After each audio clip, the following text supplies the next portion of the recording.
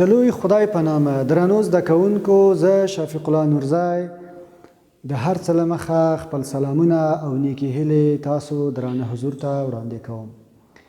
خدای دې وکړي چې روغ جوړ او د روغتیا جامې مو په تن وي او خپل کتابو کې مو د ننني لوست هغه صفحه هم پیدا کړې وي تر څو نوی لوست پیل کړو. درنو زده کوونکو، خو مخکې د دې نه چې نوی لوست پیل کړو یو ځل تیر لوست ته یوه لنډه کتنه کوو. زموږ د تیر لوست عنوان و فعاله لیږدونه یا چې موږ هغه اصطلاح ورته کاروو اکټیو ترانسپورت. فعاله لیږدونه درنو زده کوونکو په دوه بڼو باندې سرته رسېدله چې یوې ته یې موږ وې اندوسایتوزیس او بل ته یې موږ وې اګزوسایتوزیس. اندوسایتوزیس هغه لیږدونه وه چې حجرې ته توکي دننه کېدل، خو موږ وویل چې کله دغه توکي د یوې ټوټې په شان د حجرې غشا ته نږدې کېږي، د حجرې په غشا کې یا په هغه سایتوپلازم په غشا کې لوړې ژورې را پیدا کېږي، دغه توکي حلقه کوي او یا یې راچاپېروي او د حجرې دننه یې کش کوي.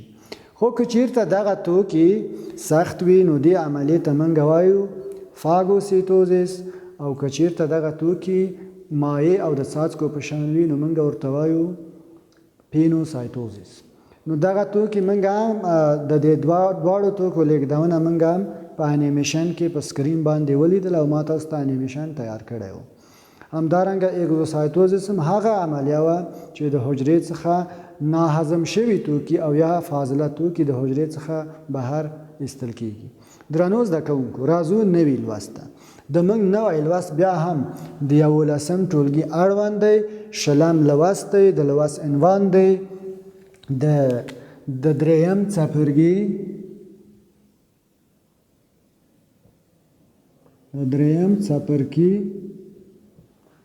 لنډیز او پوښتنی. درنو زده کوونکو، کله چې موږ د هر څپرکي هغه لنډیزو پوښتنو ته ځو نو دا تاسو درنو زده کوونکو ته یو نوی فرصت درکول کېږي. که چېرته تاسو کوم مهم ټکی د تاسو څخه پاتې شوی یا تاسو په تشریح پوه شوي نه یاست یا تاسو په هغه درس کې حضور نه درلوده، تاسو نه وئ، غیر حاضر وئ، نو تاسو ته یو بل فرصت درکول کېږي تر څو دغه مهم ټکو یو ځل بیا یادونه وشي او تاسو ته وړاندې شي. همدارنګه خپله دغه پوښتنو ته چې موږ او تاسو ځوابونه پیدا کوو، دا خپله د هغه علم د اضافهوالي سره کومک کوي یا د مطلبونو په زده کړه کې ډېر کومک کوي.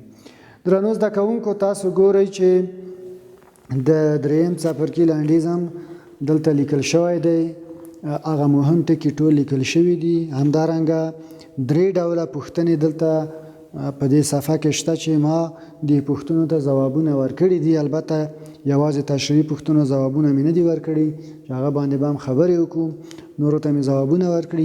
یو زه د دې تاسو ته بیانوم. د تاسو نه هیلهمند یم چې په پنسل قلم په مرسته باندې په خپل کتابونو کې دا ځوابونه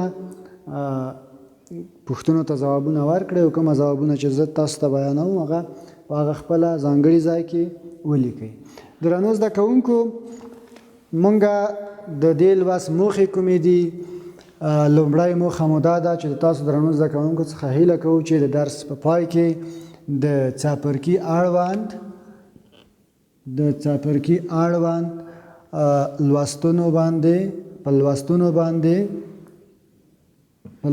باندې پوه شوي وئ. یعنې تاسو دغه اړوند لوستونه باید څه کوئ درنو زده کوونکو؟ دا باید زده کړئ او تاسو باید ځان پرې پوه کړئ. دوهمه موخه مو دا ده چې د څپرکي اړوند لوستونه تشریح کړئ شي، یعنې تاسو څه کوئ؟ دغه هر لوست تشریح کړئ شئ. او دریمه موخه مو دا ده درنو زده کوونکو چې اهمیت یې درک کړی شي، یعنې کومه لوستونه چې موږ په دې څپرکي کې لوستلي دي د اهمیت یا ارزښت څه شی دی. درنو زده کوونکو، راځو لومړی لنډیز برخې ته. نو زه یو تاسو ته بیانوم، هیلهمند یم چې تاسو هم پاملرنه ورته وکړئ. د موادو لیږدونه څه شی ده؟ د ژوندیو موجوداتو په بدن کې له یو ځای څخه بل ځای ته د موادو حرکت ته د موادو لیږدونه یا د موادو ترانسپورت وایي. کله چې د ژوندیو موجوداتو په بدن کې مواد د یو ځای څخه بل ځای ته لیږدول کیږي همدغه پروسې یا همدغه عملیې ته د موادو لیږدونه وایي. د موادو لیږدونه په دوه ډوله چې له غیر فعال او فعال لیږدونې څخه عبارت ده. یعنی دغه د موادو لیږدونه درنو زده کوونکو چې سرته رسیږي دا په څو ډوله یا په څو بڼو باندې سرته رسیږي، په دوه بڼو باندې سرته رسیږي چې یو ته موږ فعاله لیږدونه وایو او بل ته موږ غیر فعاله لیږدونه وایو. درنو زده کوونکو غیر فعاله لیږدونه کومه ده؟ د انرژي له لګښت یا د انرژي له مصرف پرته دا سرته رسیږي، پرته چې له حجروي غشا څخه مواد حرکت او تیریدنه کوي، نو دې ته غیر فعاله لیږدونه وایي. یعنی کله چې د حجروي غشا څخه توکي تیریږي یا لیږدول کیږي ولی انرژي لګښت نه لري یا انرژي نه مصرفیږي، نو هم دې لیږدونې ته موږ څه وایو؟ غیر فعاله لیږدونه وایو. د نفوذ عملیه، د نفوذ عملیه له ټینګ یعنی غلیظ محیط څخه نری یعنی رقیق محیط ته د مالیکولونو یا د آیونونو حرکت ته د نفوذ عملیه وایي. یو ځل بیا وایم، د نفوذ عملیه د ټینګ یعنی غلیظ محیط څخه نری یعنی رقیق محیط ته د موادو یا د آیونونو یا د مالیکولونو لیږدولو ته د نفوذ عملیه وایي چې موږ هغه اصطلاح ورته ډیفیوژن هم کاروو. د ازموس عملیه له یوې نیمه قابل نفوذ پردې څخه د اوبو دوه محیطونه د غلظت په تفاوت سره د نفوذ د عملیې په واسطه باندې د اوبو یا کوم محلول تیریدنې ته د ازموس عملیه وایي.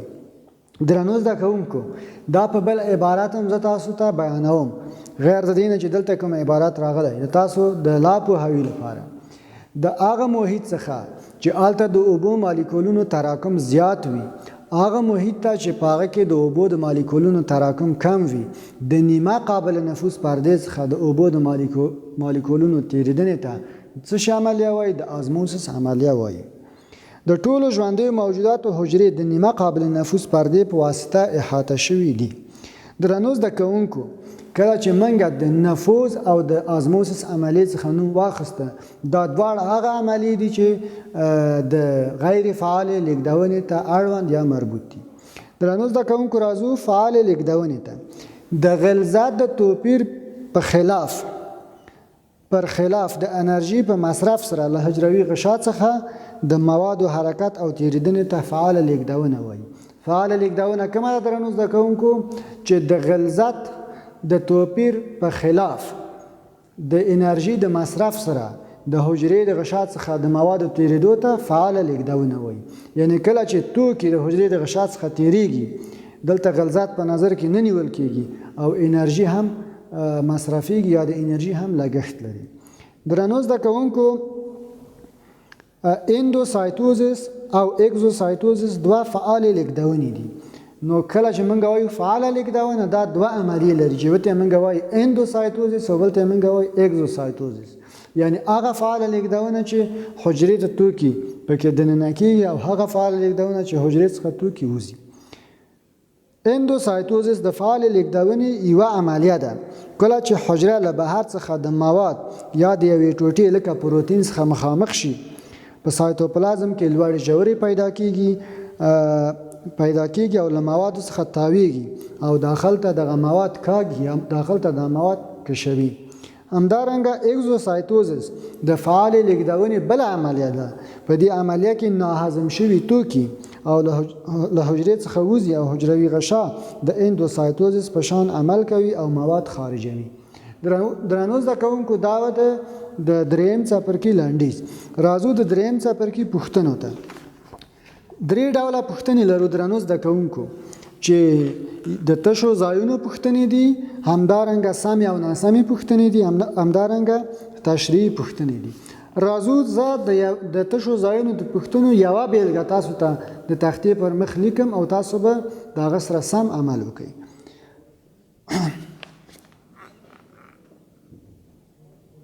د تشو ځایونو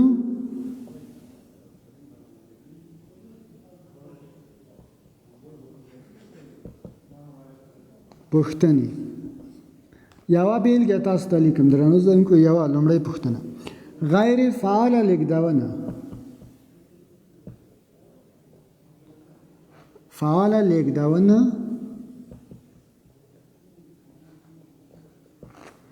نو دلته درنو زده کوونکو تش ځای دی او دلته لیکلي دي له عملیې څخه عبارت ده. دلته درنو زده کوونکو د دې لپاره څلور ځوابونه دي. الف لیکلي دي نفوذ، ب لیکلي دي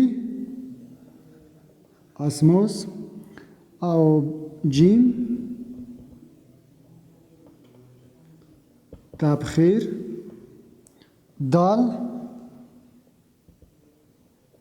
الف او ب. نو کله چې منګه درنو زده کوونکو د تیرو لوستونو په ګټې اخیستلو سره منګه پوهیږو چې غیر فعاله لیږدونه دوه عملیې درلودلې چې یوه یې نفوذ وه او بله ازموس وه.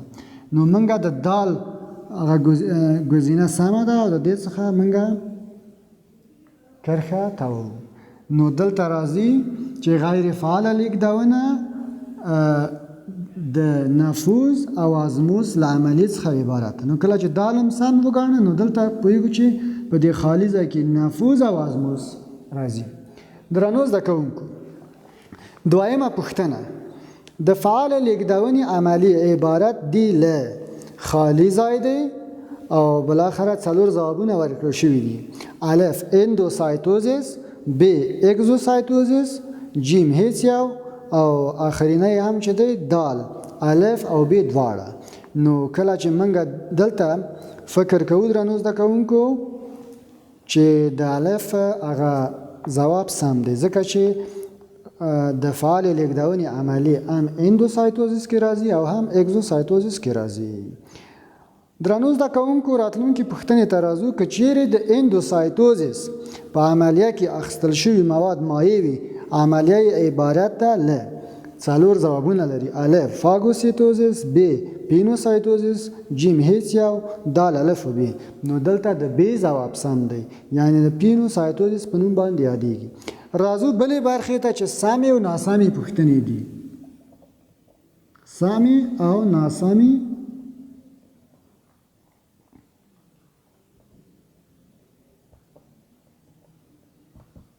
پوښتنې.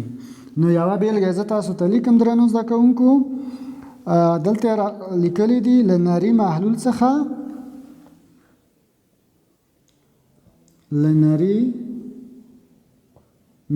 څخه ټینک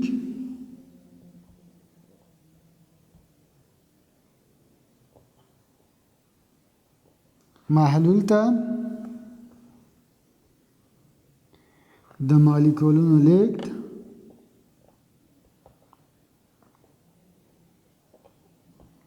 مالیکولونو یا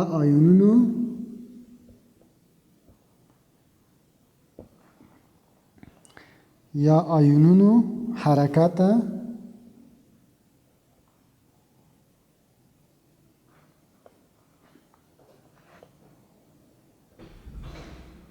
د نفوذ عملیه وایي. دلته درنو زده کوونکو یو خالی ځای لري. نو دلته به منګه که چېرته دا ځواب سم وي د دې په آخر کې نو که چېرته دا ځواب سم وي نو منګه ورته سواد لیکو او که چېرته ځواب ناسم وي نو منګه د غین توری ته لیکو. نو دا ځواب ناسم دی ځکه چې هیڅ کله له نري محلول څخه ټینګ محلول ته د مالیکولونو یا آیونونو حرکت د نفوذ عملیه نه وایي بلکې د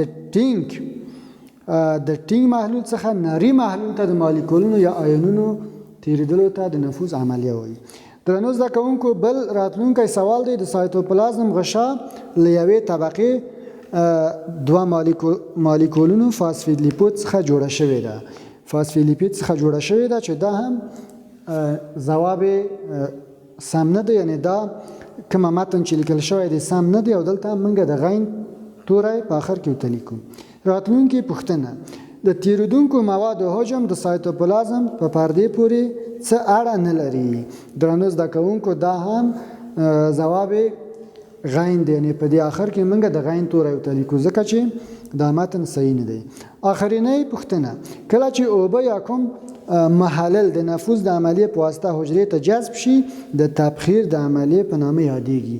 نو دا متن هم سم نه دی او موږ دلته هم غین هغه حرف یا د غین توری ولیکو. درنو زده کوونکو راځو تشریح پوښتنو ته. زه تشریح پوښتنې یو ځل تاسو ته بیانوم. د ازموس عملیه څه ارزښت لري تشریح کړئ. غیر فعال لیږدونه څه ډول لیږدونه ده له یوې بیلګې سره یې واضح کړئ. فعال لیږدونه څه ډول لیږدونه او په څو ډوله ده واضح کړئ. نو تاسو درنه زده کوونکي به د تاسو کورنۍ دنده څه شوه درنو زده کوونکو؟ د تاسو کورنۍ دنده مو دا درنو زده کوونکو د ځان سره یادداشت کړئ.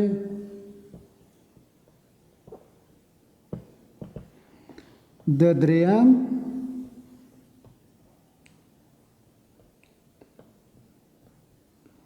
دریم څپرکي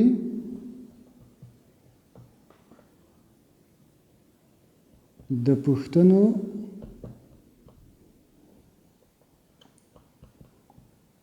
تشریحي پوښتنو ته